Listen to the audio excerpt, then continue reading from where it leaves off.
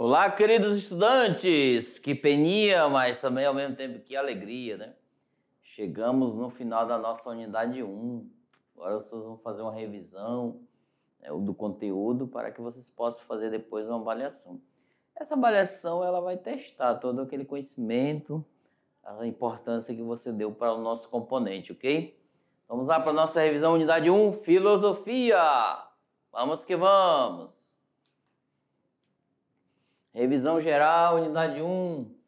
Nós vamos revisar essas 4 aulas, olha só. Modernidade e a filosofia moderna, iluminismo filosófico, ciência, tecnologia e valores na história da filosofia e linguagem, pensamento e cultura, tá? Aula 2, modernidade e a filosofia moderna. O homem moderno, ele é o indivíduo e senhor da natureza. Olha só, galera. Aqui gera o quê? O antropocentrismo, né? A nova visão de homem, né, no Renascimento está fortemente marcada pelo desejo de emancipação da esfera religiosa e eclesial. O antropocentrismo moderno faz do homem senhor da natureza, subjuga as outras formas de vida ao senhorio dele. A sociedade moderna é antropocêntrica, ou seja, sua razão é uma razão técnico-científica, na qual os outros seres estão colocados a serviço do homem. Pela primeira vez na história da cultura ocidental, o homem toma consciência de que é ele o construtor da história, olha aí, de que não há deuses que guiam a sua ação. O que é o conhecimento? Os filósofos antigos e medievais não tinham questionado a capacidade humana de conhecer. Até que na Idade Moderna, deixa eu entender aqui, os filósofos antigos e medievais não tinham questionado a capacidade humana de conhecer. Até que na Idade Moderna voltaram-se para a teoria do conhecimento. Na modernidade, o problema não estava em saber se as coisas são, mas se nós, podemos conhecê-las. O que é possível conhecer? Qual é o critério da certeza para saber se há adequação entre o pensamento e o objeto? Das questões epistemológicas relativas ao conhecimento, derivou-se a ênfase que marcaria a filosofia daí por diante. As soluções apresentadas para esse problema deram origem a duas correntes filosóficas, o racionalismo e o empirismo. O racionalismo de Descartes. Propósito inicial: encontrar um método seguro que o conduzisse à verdade indubitável, procurado no ideal matemático. Aí surgiu a dúvida metódica e o cogito ergo sum. Descartes busca uma verdade primeira, que não seja posta em dúvida, ok? A dúvida metódica indaga se poderia encontrar algo que fosse inteiramente indubitável. Aí Descartes não é um filósofo cético, ele busca a verdade. Cético é aquele que diz que não existe, né? O cogito cartesiano consiste na frase latina, cogito ergo sum, isto é, penso, logo existo. A primeira ideia examinada por Descartes, depois do cogito, é a ideia de Deus. Agora a questão do empirismo inglês. Francis Bacon.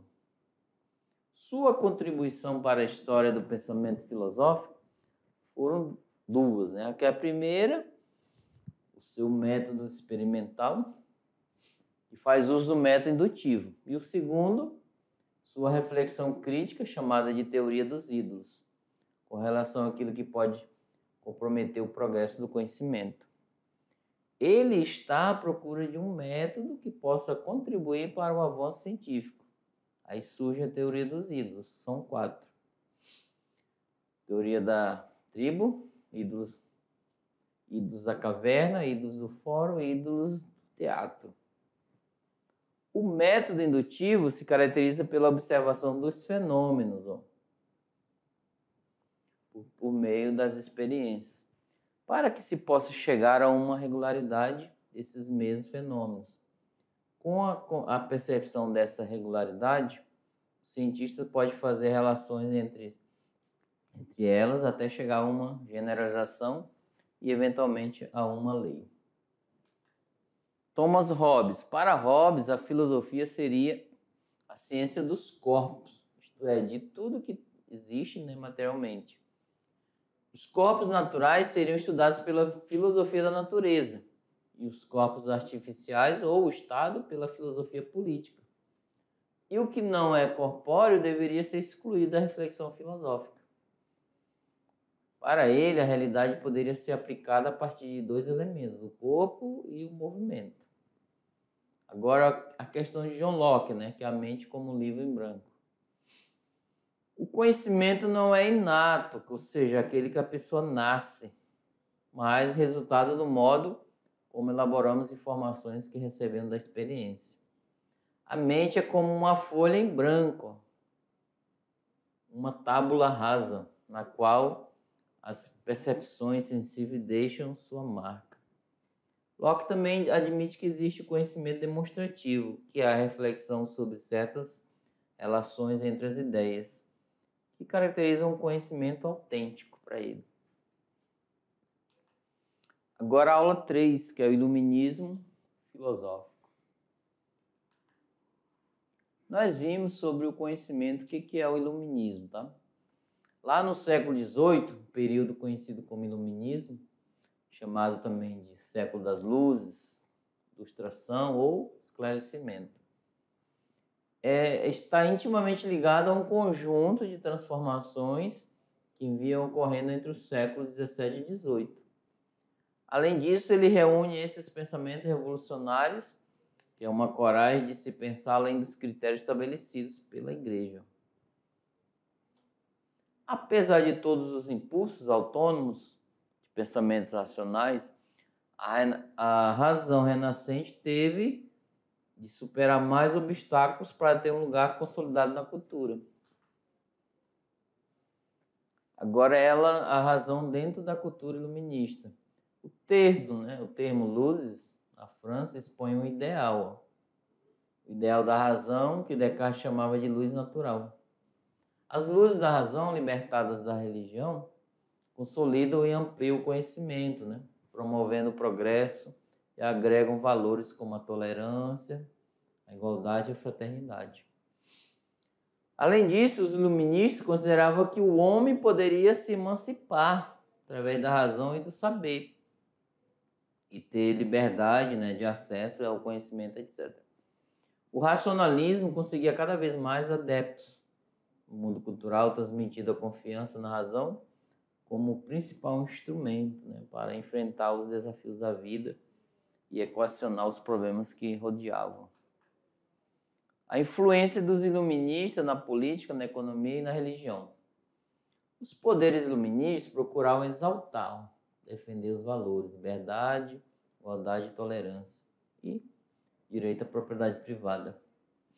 No âmbito da economia, com a entrada da máquina a vapor nas fábricas, conduziu o processo que foi conhecido como Revolução Industrial. E no âmbito da política, os pensadores investigavam a questão da legitimidade do poder absoluto dos reis e, ao mesmo tempo que aspiravam à constituição de um Estado liberal e não intervencionalista, Desculpa. Na religião surge o deísmo, uma espécie de religião natural que não havia lugar para os dogmas e fanatismo. O iluminismo em Voltaire e Kant. Voltaire é um pensador, tá? Pensava que o triunfo da razão e da alta cultura era necessário para a libertação do homem. Estava preso à ignorância, à falta de educação e à ditadura de valores impostos pelas instituições religiosas. O pensamento de Voltaire estava centrado em 3 conceitos essenciais: o de tolerância, de superstição e de liberdade de pensamento. Kant voltou seu interesse para a questão da legitimidade do conhecimento. Qual é o verdadeiro valor dos nossos conhecimentos e o que é conhecimento? Kant explicou que o conhecimento é constituído de algo que recebemos da experiência. Chamamos de a posteriori, de algo que já existe em nós Ele chama de a priori. Esse é depois, ó, significado, tá? E esse é antes. Aula 5. Ciência, tecnologia e valores na história da filosofia. A teoria geocêntrica na antiguidade, que é, né, o geocentrismo, é um modelo que concebe a Terra como imóvel no centro do universo. Iniciou com Eudoxo, foi confirmada por Aristóteles, mais tarde por Cláudio Ptolomeu. Segundo essa teoria, a Terra era o centro do universo, com todos os planetas e o Sol girando ao seu redor. Teoria aceita na antiguidade e no período medieval. Também foi contestada somente por Copérnico e Galileu. A alquimia na Idade Média. A alquimia surgiu lá de especulações dos artesãos metalúrgicos. Sua origem é remota, tanto na China como no Egito, embora o nome alquimia e alambique tenha origem árabe. Principal meta da alquimia: transformação de substâncias por processos químicos, transmutação dos metais. Os alquimistas acreditavam que a transmutação, isto é, a transferência do espírito de um metal nobre para a matéria de metais comuns, aqui no caso ferro, né, era embanhado com ouro. Para a igreja, essas práticas tinham um caráter herético e foram proibidas pelo Papa João XXII. Revolução científica na modernidade. A Revolução Copernicana, que é uma substituição da teoria geocêntrica pela heliocêntrica, ó, uma mudança, tá? Copérnico, primeiro propôs um modelo heliocêntrico com detalhes matemáticos bem desenvolvidos. Galileu realizou observações astronômicas que iam ao encontro da teoria heliocêntrica.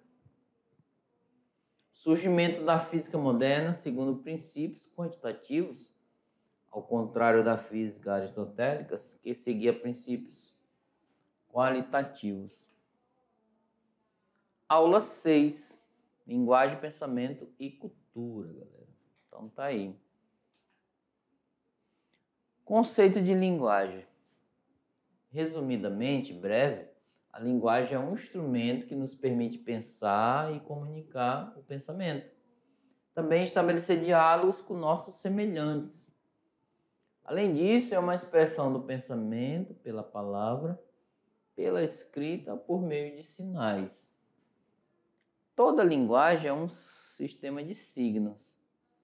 O signo está no lugar do objeto e o substitui. Ele se torna uma representação do objeto, assim, tá? Os filósofos e a linguagem. Aqui a gente traz alguns pensadores que eles vão falar sobre a linguagem. O Aristóteles vai dizer que o humano é um ser de linguagem.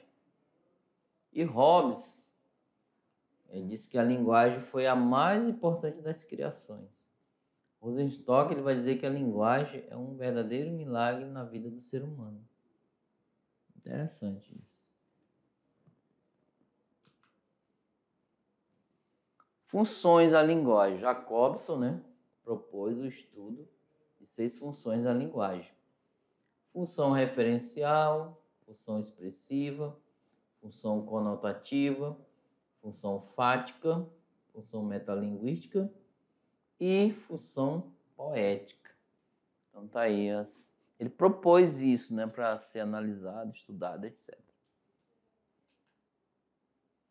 Além do mais, nós temos os tipos de linguagem, que é a linguagem formal, que é o uso culto da língua, a linguagem formal, que é do cotidiano, tá? Temos a linguagem verbal, falada, expressada. A não verbal, que é expressada por sinais, gestos e imagens. Olha só que interessante, né?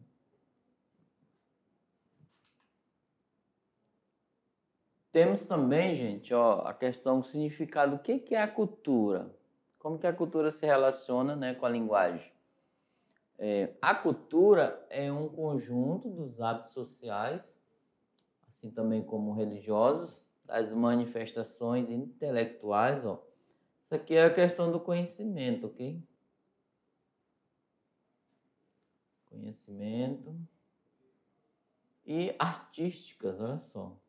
Esse é o dicionário. Agora, o pensamento de Hegel vai dizer: a cultura é definida como um conjunto organizado dos vários modos de vida de uma sociedade. Então, está aqui: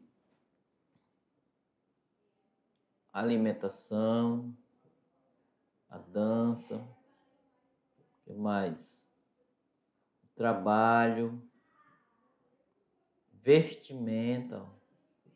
Isso é o conjunto, ó, de uma, né, organizado de uma sociedade, os modos deles, seres. O falar, o expressar, o cantar, dentro dessa perspectiva que vai formar aqui o pensamento de Hegel, tá? Olha só, o Hegel, século XVIII, XIX, modernidade. Já falou isso sobre a cultura, sempre está envolvido no contexto da sociedade. Não tem como ser, porque cultura é promovida pelo ser humano. Então, o ser humano sozinho pode até fazer cultura, mas cultura isolada, mas sempre em conjunto da sociedade, ok? Agora, elas juntas, ó, sua relação. A linguagem é o solo da cultura, o Heidegger e Gadamer, né? Gadamer. Então, assim, o solo da cultura, né? A linguagem. A cultura é sempre inconclusa, ó, não tem uma conclusão correta, adequada, no mundo dos objetos do conhecimento.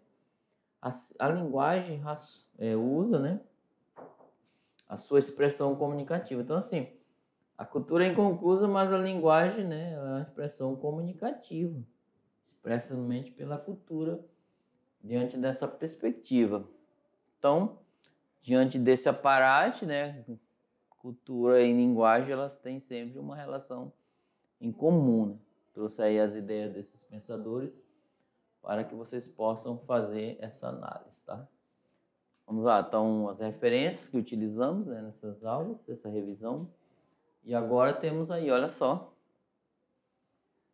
Vamos lá responder. Será que é essa, ou essa, ou essa? Tá com dúvida aí? Vamos lá fazer a nossa avaliação, né? E desejo para vocês, veja bem. Então, chegamos aqui, né, no final, né, da nossa unidade 1, o qual, né, vocês vão poder responder. E quem acompanhou o passo a passo das aulas vai gabaritar essa avaliação, né?